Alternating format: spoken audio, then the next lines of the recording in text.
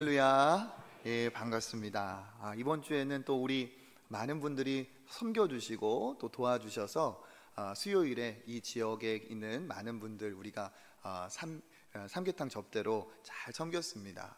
예, 물질로 또 시간으로 섬김의 자리에서 우리 청년부터 우리 장로님, 권사님, 집사님 모두 정말 감사를 드립니다.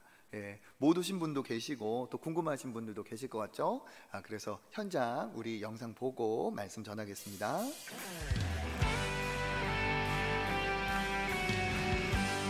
주님은 참으로 살아계신 하나님이십니다.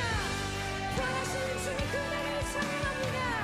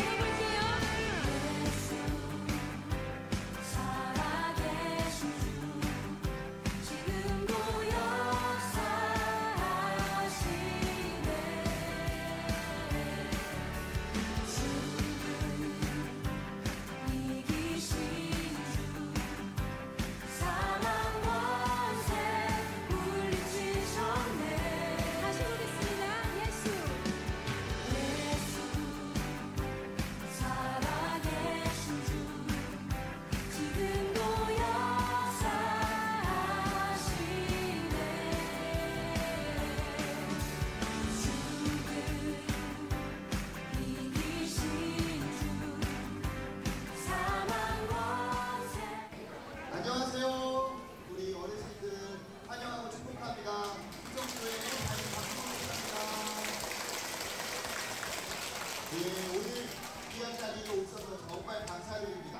또 이 맛있는 삼계탕도 드시고 또 예수를 믿으시고 천국에서 천국잔치에서 다 되는 우리 어르신들 되길 축복합니다. 비교할 수 없네. 할렐루야 부활하신 어린 양 나 영원히 주 찬양하리. 할렐루야 다시 한번 예수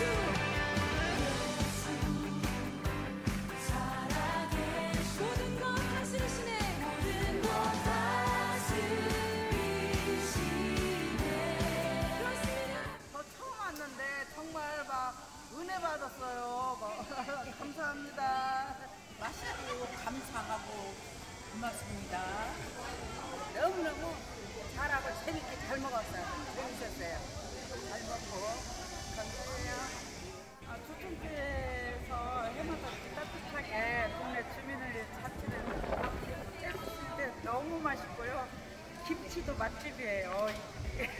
너무 맛있게 잘 먹었습니다. 네, 감사합니다. 그리고 오늘 쳐서 오고 그런지 날씨도 괜찮고 그냥 초청교에서 주신 삼계탕 몸보심이 아주 좋았습니다. 잘 먹었습니다. 감사합니다. 주의 빛으로 부르셨네. 예, 우리 하나님께 감사의 박수 올려드리겠습니다. 예, 아유 너무 은혜의 시간이었고, 예, 700인분을 700마리를 준비했는데 매진이 됐어요. 매진. 그래서 다 참 은혜가 넘쳤고 또 오신 분들이 다 흡족하고, 특별히 그날 일기예보상에는 비가 오는 것으로 돼 있어가지고 비가 오면 좀 오시는 어르신들이나 좀 불편하면 어떨까 하면서 그날 새벽에 아침에 딱 기도하고 그랬더니 하나님이 그냥 비를 딱 멈추게 해주시고, 그래서 그날 아주 은혜의 시간이 되었습니다. 함께 또 기도해 주신 모든 우리 초청교회 성도님들 감사드리고, 네, 모든 교회가 다 이런 게 아닙니다. 하나님이 칭찬받을 교회는 뭐가 달라도 달라요. 그죠? 하나님께서 큰 은혜를 앞으로 우리 교회에 또 우리 모든 성도님 가정에 주실 줄 믿습니다. 우리 옆에 계신 분들 활짝 웃으면서 인사 나누겠습니다. 참 복 받으실 거예요. 예, 예, 많은 복 받으세요. 복 받으실 겁니다. 예. 지난주에 말씀을 드렸어요. 한 청년이 예수님께 영생을 얻고자 왔다가 되돌아간 사건을 말씀을 드렸습니다. 드라마 보면 그런 주인공들 있잖아요. 막 이렇게 뭐 신입사원이 어려움 당하고 딱 그럴 때 탁 나타나가지고 지금 뭐 하시는 겁니까? 막 이러면서 탁 무슨 백마탄 왕자처럼 나타나는 그런, 알고 보니까 그 사장님 무슨 아들 뭐 이런 거 있잖아요. 그런 것처럼 여기 예수님을 찾아와서 영생을 물은 이 사람은 가질 거 다 가진 사람입니다. 그 사람은 사회적인 위치가 있었고 젊었고 부자였습니다. 그렇게 가진 것을 다 가진 사람이 어느 날 인생의 곤고함을 느낀 것 같아요. 그래서 이렇게 살다 죽는 것인가 하는 고뇌 속에 영생을 얻고 싶어 예수님을 찾아옵니다. 그래서 그가 예수님께 물어보죠. 선한 선생님, 내가 무엇을 하여야 영생을 얻으리이까? 이 말씀에 예수님이 계명을 지켜라, 하나님의 말씀을 지켜라, 그렇게 얘기하니까 이 청년이 그냥 바로 얘기합니다. 저 계명 다 지켰습니다. 무슨 계명을 더 지켜야 됩니까? 그때 예수님이 이웃을 너 자신처럼 사랑해라, 저 그거 다 했습니다. 그때 예수님이 뭐라고 말씀하시냐, 네 이웃을 위해서 가진 것을 팔아서 나눠주고 나를 따라오라 했어요. 이 말씀을 주신 예수님의 이유가 있습니다. 이 젊은이를 따돌리려고 돌아보내려고 한 게 아니고, 예수님은 이 사람을 진짜 사랑하셔서 이 사람에게 기회를 주고 싶으셨어요. 그것이 마가복음 10장 21절에 나와 있어요. 같이 한번 읽어보겠습니다. 예수께서 그를 보시고 사랑하사 이르시되 내게 아직도 한 가지 부족한 것이 있으니 가서 내게 있는 것을 다 팔아 가난한 자들에게 주라. 그리하면 하늘에서 보화가 내게 있으리라. 그리고 와서 나를 따르라 하시니 아멘. 이 앞부분을 한번 보세요. 예수께서 그를 보시고 어떤 감정, 어떤 마음? 사랑하사, 사랑하는 마음으로 이르신 거죠. 그러니까 이 사람의 이러한 모습이 예수님 볼 때는 참 너무 좋아 보이신 거예요. 그러니까 그 뒤에 있는 명령을 예수님은 정말 이 사람을 위한 진짜 진단과 바른 처방으로 주신 말씀이죠. 모든 계명을 지켰다면 네가 이것을 행해야 된다. 예수님은 그 사람의 마음을 알고 있었습니다. 그 인생에 있어서 우선순위, 그의 질서, 그 마음의 중심에 무엇이 있는지를 예수님이 아셨던 거예요. 그는 자기가 계명을 다 지켰다라고 말하지만 자기 자신을 모르고 있는 겁니다. 진짜 하나님의 계명을 지키는 사람의 자세가 아니었던 거죠. 그냥 형식상으로 할 수 있는 수준으로 했지만 심중에 진짜 마음의 우선순위는 하나님이 아닌 물질에 있었던 거죠. 그래서 예수님이 그에게 이러한 뒤바뀐 우선순위를 되돌이키고 다시 새롭게 하시고자 예수님이 주신 말씀이에요. 그 말씀을 듣고 이 젊은이가 어떻게 했습니까?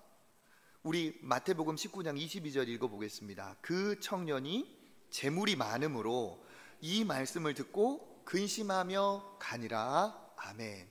예수님의 이 말씀을 듣고 어떻게 했다고요? 근심을 했습니다. 이 근심하다는 뜻은 단어를 직역하면 고통스러워하다, 괴로워하다라는 뜻이에요. 그러니까 예수님의 이 말씀을 들은 이 사람은 고통스러울 정도로 고민에 빠지고 결국 어떻게 했습니까? 재물이 많은 거로 되돌아가 버렸습니다. 왜 되돌아갔습니까? 돈이 많아서. 달리 얘기하면 돈을 더 사랑해서. 이 사람의 마음에는 저울질이 있었던 거죠. 자기가 갖고 있는 재물, 많은 재물, 그리고 한편에는 지금 예수님이 말씀하신 영생의 방법, 이것을 가지고 지금 계속 저울질을 하다 보니까 하나 놓칠 수 없어서 괴로워한 거죠. 그 괴로움을 이기지 못하다가 결국 어떤 결론을 내렸느냐, 인생의 저울을 계속 저울질 하다가 어느 쪽으로 기울어 버렸습니까? 물질, 재물이 많음으로 물질로 마음이 기울어 버렸어요. 그리고 결단하고 고민하며 그는 돌아갔습니다. 그리고 나서 이 사람은 영원히 성경에서 퇴장됐어요. 하나님의 나라 이야기에서 이 사람은 다시 등장하지 않습니다. 참 안타깝죠. 영생을 위해서 나온 사람이 영생의 그 문 앞에서, 문턱에서, 그리고 예수님의 그 부르심이, 귀한 부르심이 아무에게나 있었던 게 아닌데 그 예수님의 부르심 앞에서 그는 고민하다가 돌아가 버렸어요. 왜 이 사람이 그랬는가? 재물이 많아서, 또 재물을 사랑해서. 이 사람의 이 시대에, 예수님의 시대에 이렇게 돈이 강력하게 역사를 한 것을 보면 오늘 이 시대는 더더욱 돈의 위력이 더 강력한 시대입니다. TV를 켜고 인터넷을 보고 하면 어마어마한 광고들이 뜨며 우리의 눈과 우리의 귀를 다 끌어가고 있어요. 그것을 사라, 이것을 소유해라, 그러면 네가 진짜 행복할 거다 하면서 무엇인가를 항상 우리에게 구매하도록 하고, 돈을 내고 지불하고 그것을 사고, 그 소유하면 네가 참 행복해질 거라고 계속 유혹을 하는 소비 시대를 살고 있습니다. 이 소비 시대에 강력한 힘을 갖고 있는 게 무엇입니까? 바로 돈이죠. 돈은 굉장히 능력이 있어요. 그래서 돈을 사용하다 보면 돈이 굉장히 전능하게, 전지전능한 하나님처럼 굉장히 파워가 있고 능력이 있는 것처럼 그 권세를 누릴 수가 있습니다. 이 사회에서 돈이 있는 사람들 대접받고, 돈이 있는 사람들 다 사람들이 우러러보고, 돈을 쓸 때 사람들이 다 선망의 눈으로 바라보면서 그 사람을 다 찬양하고, 돈이 갖고 있는 그 힘을 즐기기 시작하고, 돈이 굉장히 매력이 있고 소중해지는 거죠. 매력을 가지고. 그러다 보면 어떻게 합니까? 이거를 이제 자기도 모르는 사이에 그 돈에 도취되어서 교만하기도 하고, 자기 인생의 주인이 바로 자기 자신인 것처럼, 세상에 자기보다 높은 사람이 없는 것처럼 그렇게 우리를 그렇게 어긋나게 하기도 합니다. 지금도 당장에 백화점이든 어디든 카드를 들고 가면 사람들이 어서 오세요 고객님, 고객님 이것도 보세요, 저것도 보세요, 입어보세요 하면서 얼마나 잘해주는지 몰라요. 진짜 우리를 신과 같이, 전능한 신과 같이 그렇게 대접을 해줘요. 왜 그렇습니까? 돈이 이 시대에 그만큼 파워가 있기 때문에 그래요. 그렇게 돈을 쓸 때 어떻게 되면 엄청 내가 왕이 된 것 같은 그런 기분이 들죠. 이거 주세요, 탁 사고, 그러면 카드를 내밀면 사람들이 두 손으로 경배하듯이 그것을 받아가지고 탁. 그래서 막 진짜 그곳에 가면 어떤 분은 그렇게 얘기해요. 오늘날의 우상 숭배의 신전은 백화점이다. 진짜 이름도 신들의 세계잖아요, 그죠? 신세계. 거기 가면은 엄청난 신상들이 있어요. 사람들이 경배하며, 사람들이 반짝이는 눈을 가지고 저 신상을 내가 어떻게 얻을 수 있을까? 신상들 앞에서. 그렇죠? 이게 요즘 시대예요. 그리고 이 물질이 가진 또 능력이 뭡니까? 그렇게 우리를 즉각적으로 만족시킵니다. 우리가 기도해서 하나님 앞에 응답받으려면 절차가 있고 기다림이 있죠. 그러니까 어떻게 합니까? 하나님 필요합니다, 하나님 도와주세요 하면서 하나님 앞에 기도하고 매달리고 눈물을 흘리는 그런 기간이 있고, 하나님이 때가 됐을 때 또 응답을 주시죠. 그런데 돈 가지고 가면 내가 돈을 꺼내는 순간 즉각적으로 문제가 해결되는 이 기적이 있어요. 그러니까 어떻게 됩니까? 사람들은 그 돈의 능력, 돈의 매력, 돈을 굉장히 좋아하죠. 즉각적으로 만족을 주다 보니까 우리가 기도할 그러한 하나님의 은혜를, 하나님의 능력을 기다리고 사모할 여지가 돈이 많으면 많을수록 점점 줄어듭니다. 그러니까 이 돈은 어떻게 합니까? 우리를 하나님이 아닌 돈을 주인 삼게 하고, 돈을 가진 나를 내 인생의 주인처럼 착각하게 만듭니다. 아버지를 찾지 않아도 될, 돈이 있는데 내가 굳이 아버지를 찾지 않아도 될 상황이 되는 거죠. 마치 우리 자녀들이 그렇습니다. 아이들이 놀이동산에서 막 너무 반짝거리고 재미있는 막 이런 놀이기구를 타면서 양손에는 간식이 쥐어져 있고 자유이용권도 있고 먹고 싶으면 또 사 먹으면 되고, 이런 곳에서는 엄마가 필요 없어요. 아빠도 필요 없어요. 그냥 여기도 가고 싶고 저기도 가고 싶고, 뛰지 말아라, 몸에 안 좋은 거 먹지 마라, 귀찮아. 상관 안 했으면 좋겠어요. 내가 가진 거 누리고 싶지. 마치 이와 같다는 거죠. 즉각적인 만족, 즉각적인 기쁨, 거기에 있습니다. 돈이 갖고 있는 그 능력이 강력하기 때문에 요즘 시대는 사람들이 돈에 의미를 두고 최고의 우선순위 가치를 돈에 두고 삽니다. 그러니까 물질적으로 의미가 없고 내 돈이 나간다, 내게 돈이 된다 하면 거기에 다 올인을 하고 빠져들고 있죠. 그래서 예수님도 일찍이 말씀하셨어요. 돈의 힘이 얼마나 강력한지 우리 마태복음 6장 24절 읽어보겠습니다. 한 사람이 두 주인을 섬기지 못할 것이니 혹 이를 미워하고 저를 사랑하거나 혹 이를 중히 여기고 저를 경히 여김이라. 하나님과 재물을 겸하여 섬기지 못하느니라. 아멘.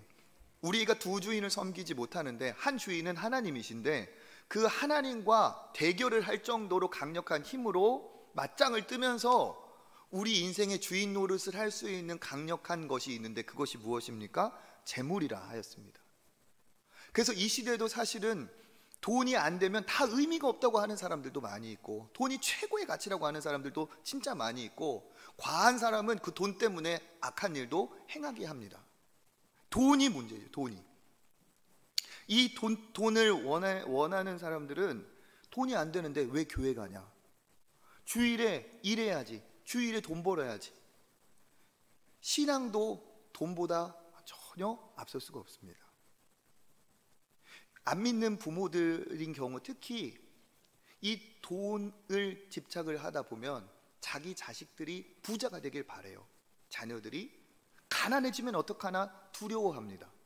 그래서 자녀들이 공부해라 하면서 엄청 억압을 하는데, 사실 그 이면에는 좋은 대학이 있고 돈 많이 버는 직장이 있고 결국은 돈 얘기예요.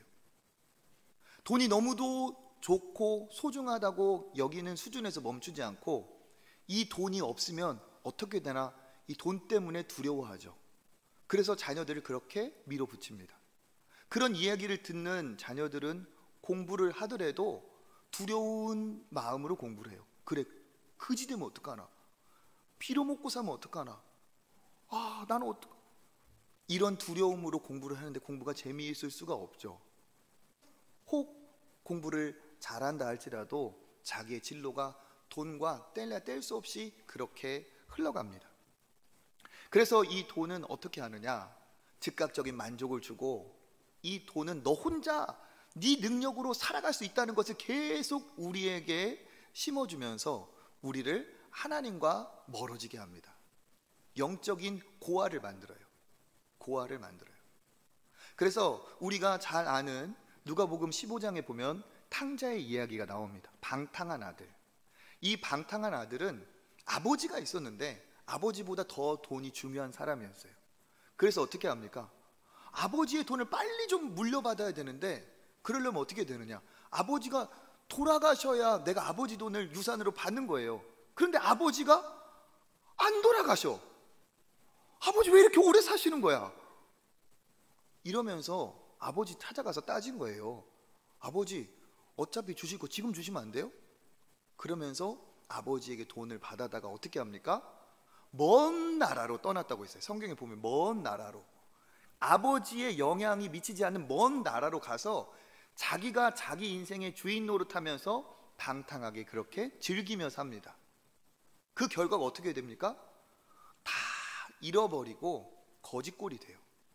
그리고 나서 어떻게 됩니까? 돼지치는 일을 하면서 돼지와 먹을 것을 경쟁하는 비참한 사이가 돼버려요. 이게 뭡니까?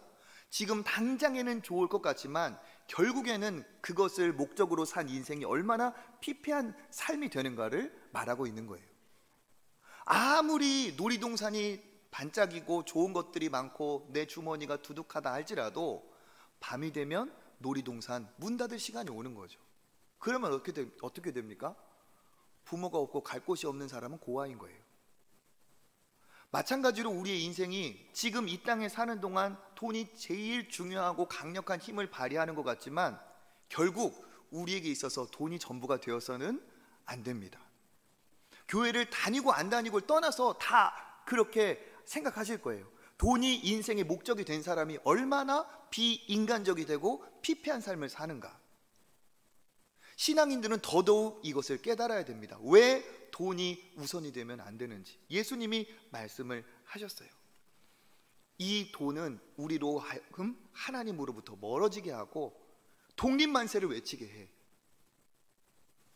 하나님으로부터 자기를 독립하고 내 마음대로 살겠다는 거죠. 그러니까 그럴 바에는 그가 재물이 많은 것이 걸림돌이 된 거죠. 그 사람이 근심하며 떠나간 다음에 예수님이 뭐라고 말씀하십니까? 마태복음 19장 23절 24절 읽어보겠습니다. 예수께서 제자들에게 이르시되 내가 진실로 너희에게 이르노니 부자는 천국에 들어가기가 어려우니라. 다시 너희에게 말하노니 낙타가 바늘귀로 들어가는 것이 부자가 하나님의 나라에 들어가는 것보다 쉬우니라 하시니 아멘.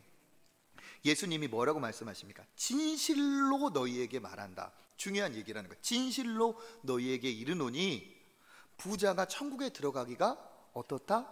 어렵다. 근데 이게 어느 정도로 어렵냐면 24절 다시 너희에게 말하노니, 강조하시는 거예요. 다시 말하노니 낙타가 바늘귀로 들어가는 것보다 더 어렵다. 이건 거의 불가능하다는 얘기예요. 이 얘기를 듣고 어떤 분들은 바늘귀라는 옛날 뭐 작은 문이 있었다 이런 얘기를 하는 분도 있는데 성경을 그대로 봐야지 그건 아닙니다. 그 당시에 가장 큰 짐승은 낙타였고 제일 만날 수 있는 작은 구멍은 바늘구멍이었어요.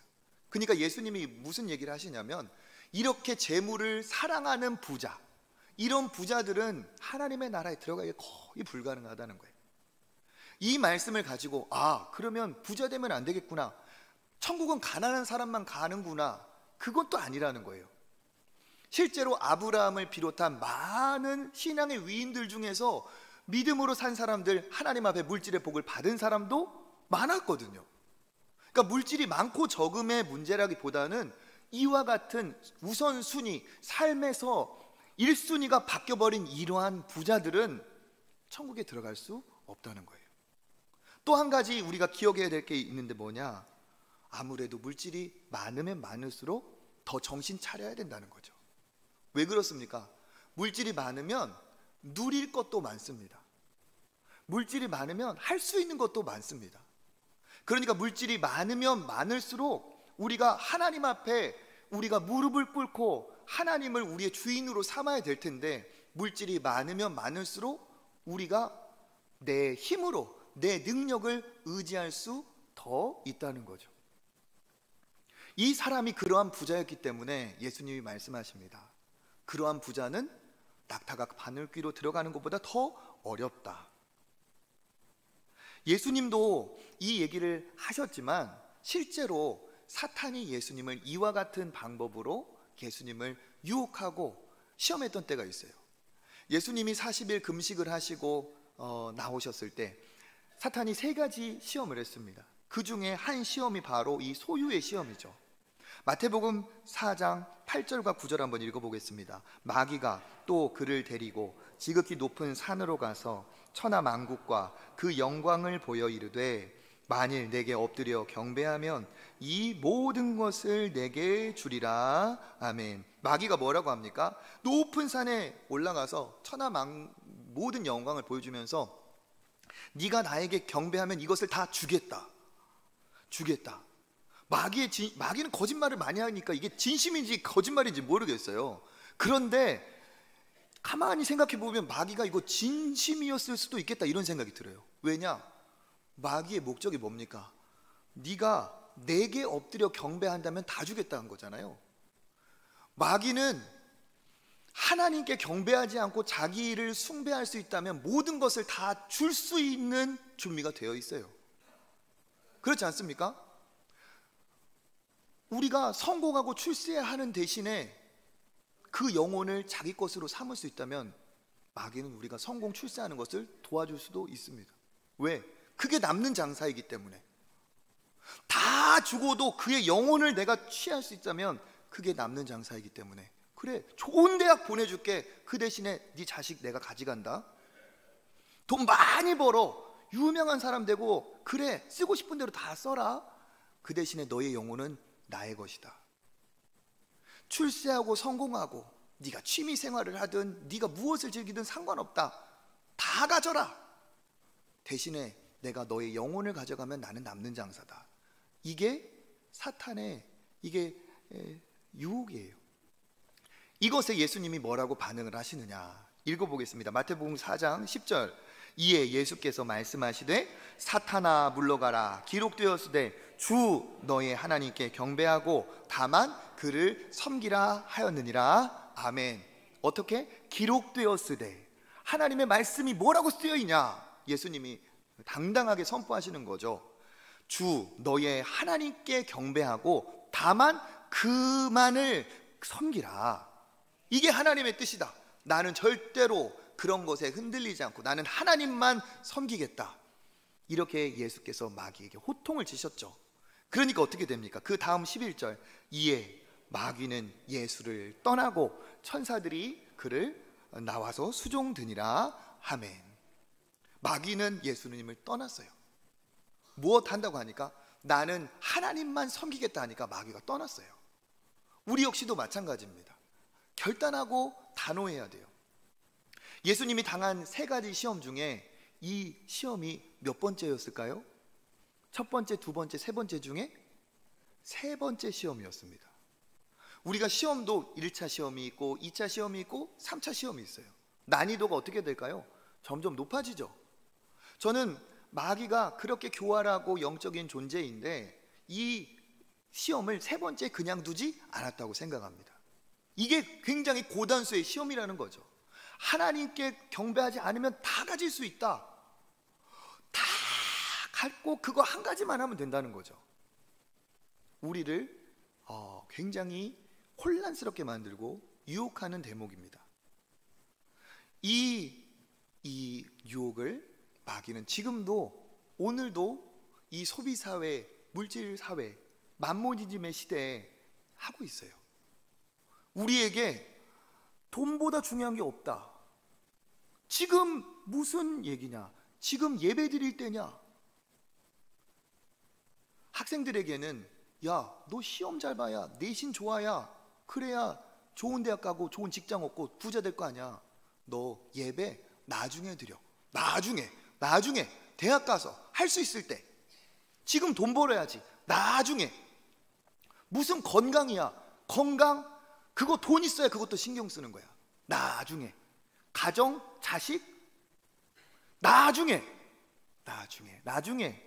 하면서 사탄 마귀는 우리에게 있어서 중요한 것보다 돈을 더 크게 보이게 하고 그것을 뒷전으로 중요한 것들을 밀어버립니다. 결국에 어떻게 되는 줄 아세요? 뒷전으로 중요한 것들, 진짜 중요한 것들을 미루었다가 돈은 얻었을지 몰라도, 원하는 것은 취했을지 몰라도 자녀가 떠나고 믿음을 떠나고 건강이 떠나고 가정이 힘들어지는 그런 안타까운 일들이 참 많이 있어요. 진짜 중요한 건 돈보다 더 많이 있습니다. 돈이 최고로 중요한 게 아니에요. 우리가 사실 열심히 살아 돈 버는 것도 자녀들 잘 키우자는 건데 열심히 살다 보면 돈이 먼저 될 때가 있어요. 우리 남자들 중에 차를 좋아하시는 분들도 이런 경우 있더라고요. 자식들 잘 태워주려고 가정을 위해서 새 차를 하나 뽑았는데 그때부터 가정은 새 차 때문에 핍박을 당해요. 과자 부스러기 흘렸다, 뭐를 묻혔다. 이게 자식들을 위해서, 아내를 위해서 차를 구매했는지, 차를 위해서 가정이 준비됐는지 몰라요. 우리도 모르는 사이에 혼란스러워질 수 있다는 거예요. 그죠? 우선순위를 정확히 알아야 됩니다. 진짜 중요한 게 무엇이냐? 그것은 우리의 영혼이고 영원한 것이 제일 중요한 거예요. 이것을 알아야 하나님이 이러한 부자, 이러한 물질을 가진 사람이 축복을 받고 하나님 기뻐하시는 거죠. 우리나라 초기의 선교 시대에 말씀드렸던 것처럼 언더우드 선교사님이 7명의 선교사들을 자원받았는데 보낼 수 없었죠. 그렇죠? 그때 어떻게 합니까? 그 선교 교단에서 보낼 수 없으니까 누구를 찾아갔어요? 돈 많은 형님을 찾아갔어요. 언더우드 선교사님의 형님 존 언더우드가 그 당시 최고 유명한 기업가였어요. 타자기로 전 세계 수출하는 유명한 사람이었어요. 그래서 어떻게 합니까? 동생의 요청을 듣고 그 형은 우리나라에 찾아온 선교사는 아니었지만 보내는 선교사로 7명의 그 선교 후보생들을 동생의 요청에 따라서 다 파송을 했어요. 그때 기부한 돈이 선교 이렇게 가르치는 목사님들 얘기 들어보니까 지금 시세로 환산을 해보면 약 150억에서 160억이래요. 그 7명이 다 어디에서 사역을 했느냐 아시죠? 이 호남 지역에서 전주, 익산, 군산 그분들이 와서 교회를 세우고 학교를 세웠어요. 군산에 뭐 개복교회, 구암교회, 전주의 서문교회, 뭐 김제 기역자교회 유명한 교회들 다 그 7명의 선교사님들이 다니면서 여성들을 가르치고 기전학교, 신흥학교 다 세웠어요. 그분들의 헌신이 없었다면 지금의 예수병원도 없었어요. 그분들의 헌신이 없었다면 오늘 어쩌면 우리 교회도 우리도 예수님을 알지 못했을 수도 있습니다.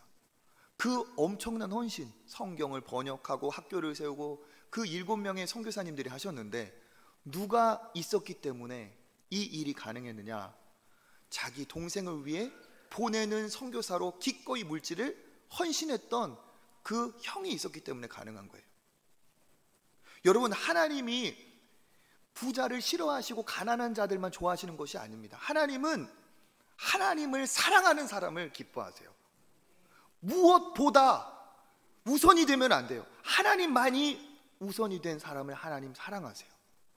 정확히 말하면 부자가 천국을 못 가는 게 아니라 하나님보다 돈을 더 사랑하는 사람이 천국에 들어가기가 그렇게 어려운 겁니다. 예수님이 말씀하셨어요. 하나님과 재물을 겸하여 섬길 수 없다. 여러분, 하나님이 물질의 복을 풍성하게 내려주시길 축복합니다. 그렇지만 그 물질의 복을 받고 우리가 취해서 물질을 더 사랑한다면 그건 축복이 아니겠죠. 하나님을 위해 여러분의 가진 것을 아름답게 사용하시는 저와 여러분 되시기를 축복합니다. 이렇게 뒤돌아선 부자가 있었는가 하면 부자 중에서도 진짜 예수님을 제대로 만나서 그 인생이 달라진 사람도 있어요. 그 대표적인 사람이 바로 누가복음 19장의 삭개오입니다. 삭개오도 뭐라고 말합니까? 2절에 보면 19장 2절에 보면 삭개오라 하는 이름하는 자가 있으니 누구요? 세리장이요. 또 뭐라? 부자라. 이 사람도 부자였어요. 이 사람은 진짜 매국노라는 소리까지 들어가면서 돈을 쌓은 부자입니다. 그런데 이 사람이 이 재물로 가진 것으로 인생의 갈증이 해결될 수 없다는 것을 깨닫고 누구를 만나고자 했어요? 예수님을 만나고자 했어요. 그래서 19장 4절에 보면 앞으로 달려가서 보기 위하여 돌 무화과 나무에 올라가니 이는 예수께서 그리로 지나가시게 되미로라. 예수님을 만나고자 하는 간절함이 있었죠. 그러니까 예수님이 그러게 어떻게 하셨어요? 내가 너희 집에 들어가겠다. 한번 만나자. 그래서 예수님이 그의 집에 들어갔어요. 그리고 어떤 일이 벌어집니까? 삭개오가 예수님을 제대로 만나고 인생이 뒤바뀌어져 버렸습니다. 진짜 중요한 것이 무엇인지 깨달은 거예요. 무엇이 중요한지 이거를 알아버린 거예요. 그리고 나서 재물보다 더 중요한 것을 위해 자기 인생이 터닝 포인트가 찾아오죠. 누가복음 19장 8절 읽어보겠습니다. 삭개오가 서서 주께 여짜오되 주여 보시옵소서 내 소유의 절반을 가난한 자들에게 주겠사오며 만일 누구의 것을 속여 빼앗은 일이 있으면 내 갑절이나 갚겠나이다. 아멘. 자기가 가진 절반을 이웃을 위해 어려운 사람을 위해 나누겠고 내가 불의한 방법으로 얻은 것은 4배를 갚아주겠습니다 하면서 물질에서 이제 마음이 떠났어요.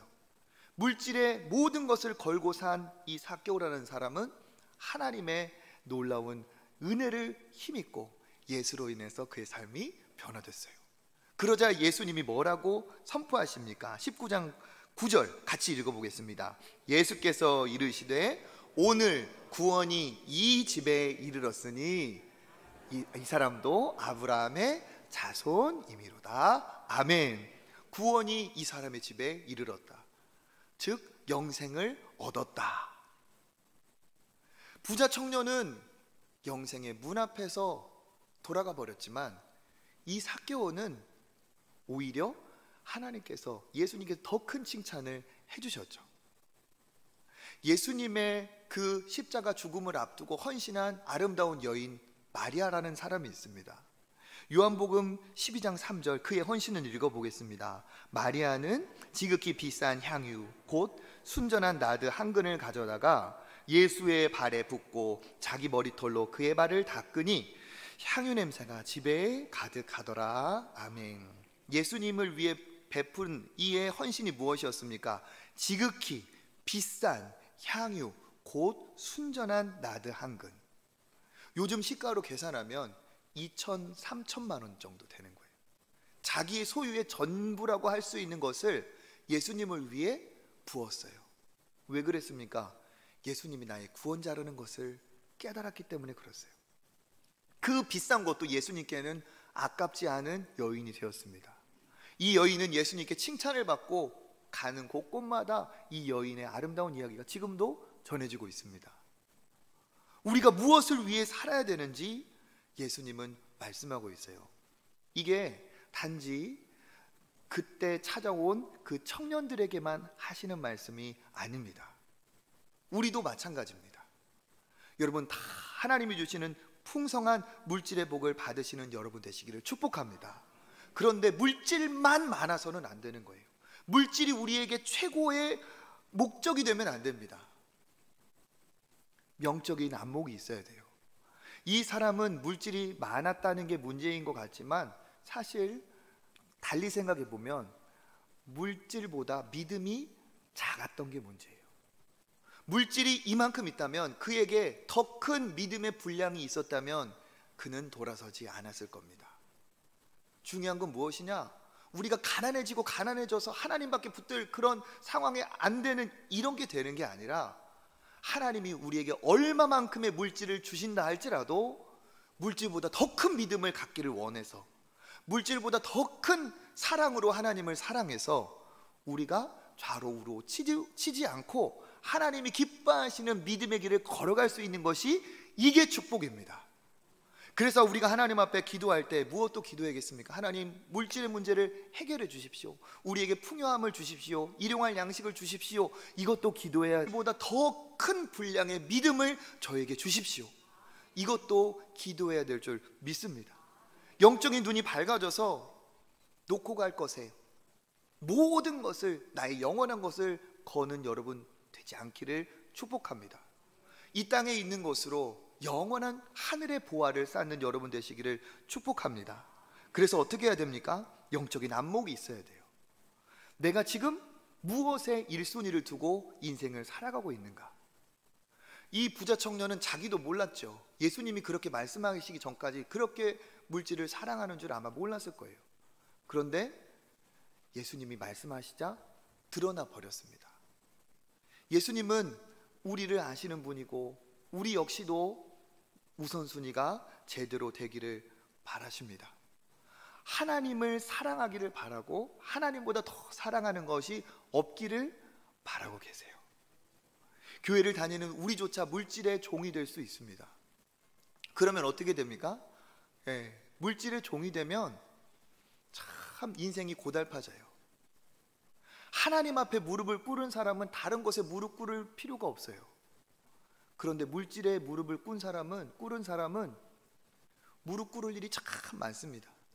사람이 두렵고 상황이 두렵고 어려움이 참 많이 있어요. 하나님 앞에 무릎 꿇은 자는 다른 곳에 당당할 수가 있습니다.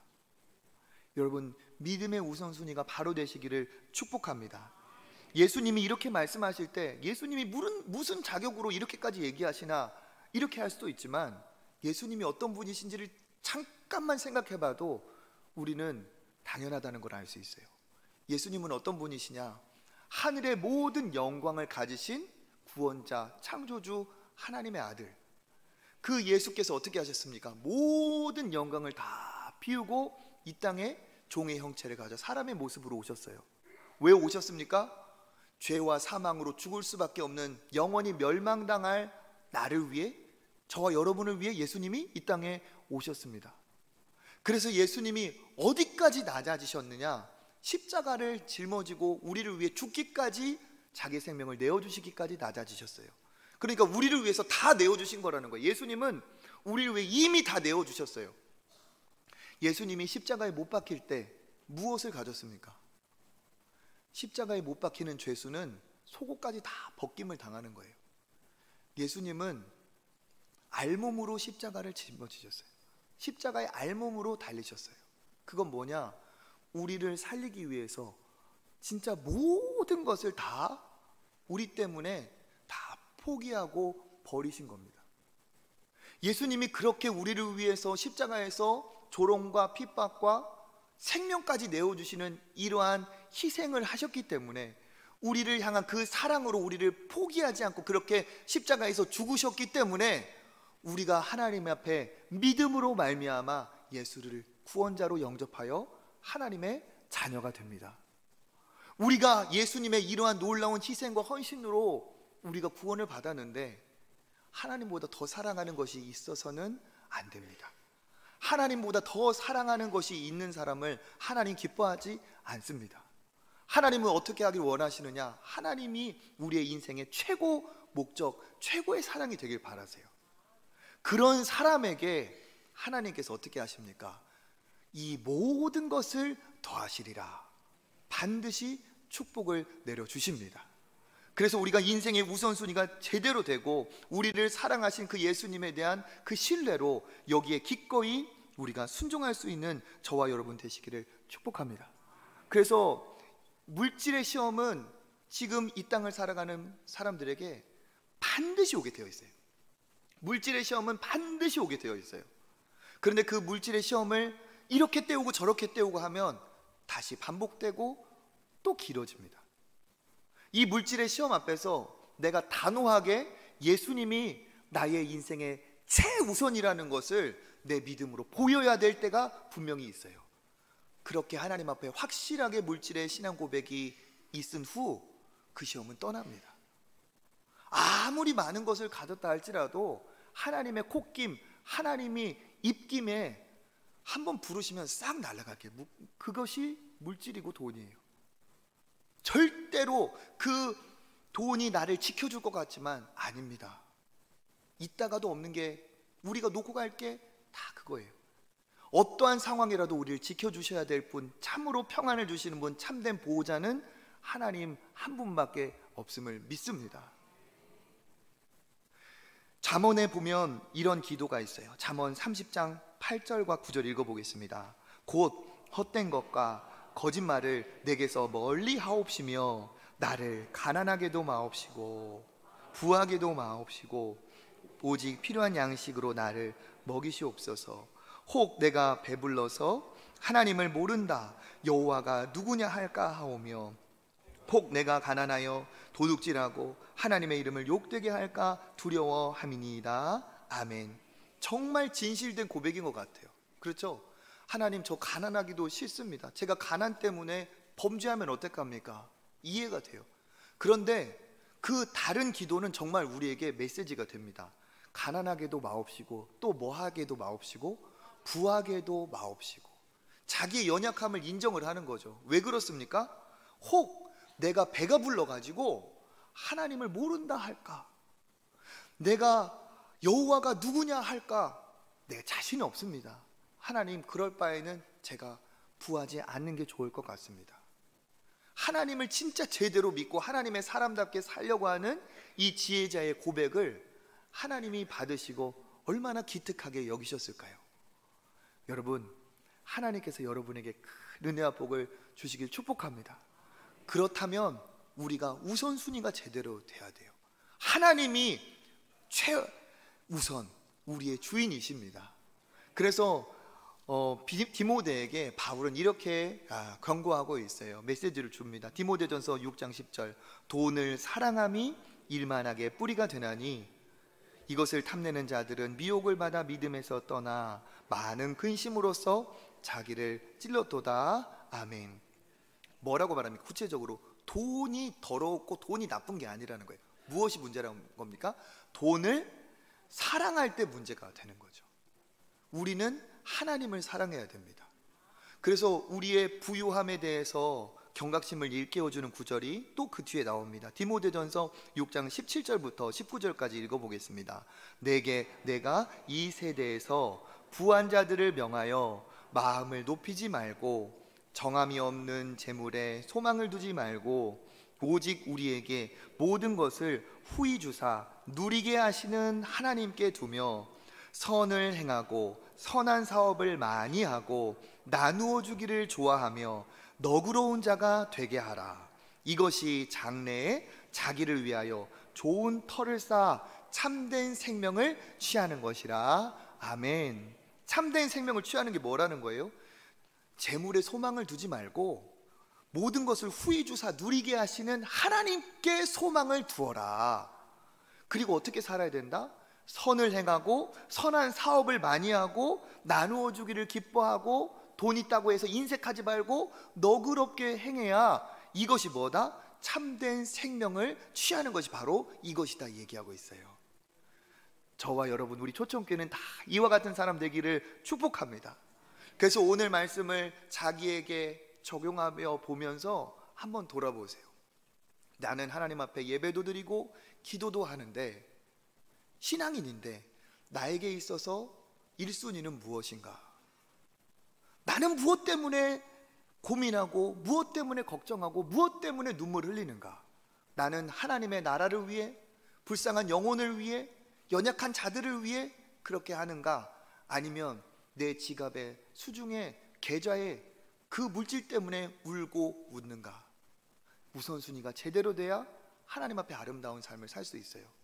이 물질의 시대에 우선순위가 제대로 되지 않고 절대로 믿음의 사람답게 살 수가 없습니다. 우리는 어떻게 살아야 돼요? 하나님을 안 믿는 사람과 어떻게? 거룩하게, 어떻게? 다르고 특별하게. 이게 거룩이에요. 안 믿는 사람하고 똑같이 사는 건 절대 거룩이 아닙니다. 돌이켜보세요. 내가 열심히 번다고 버는데, 이 정도 벌으면 수입이 나쁜 것도 아닌데 왜 늘상 물질에 쪼달리고 끌려가는 것 같지? 나름 노력하고 성실하게 열심히 살아가는 것 같은데 물질이 왜 이렇게 줄줄줄줄줄 구멍이 새는 것처럼 새어나가지? 하나님 앞에 여러분의 이 물질의 믿음을 돌이켜 한번 돌아보시기 바라겠습니다. 혹 내가 하나님보다 물질이 우선되었는가? 내가 하나님의 나라를 위해서 이웃을 섬기는 거에서는 인색한데 내 자신을 향해서는 그렇게 풍성하면서도 내가 선교를 위해, 하나님의 나라를 위해서는 인색하지 않은가?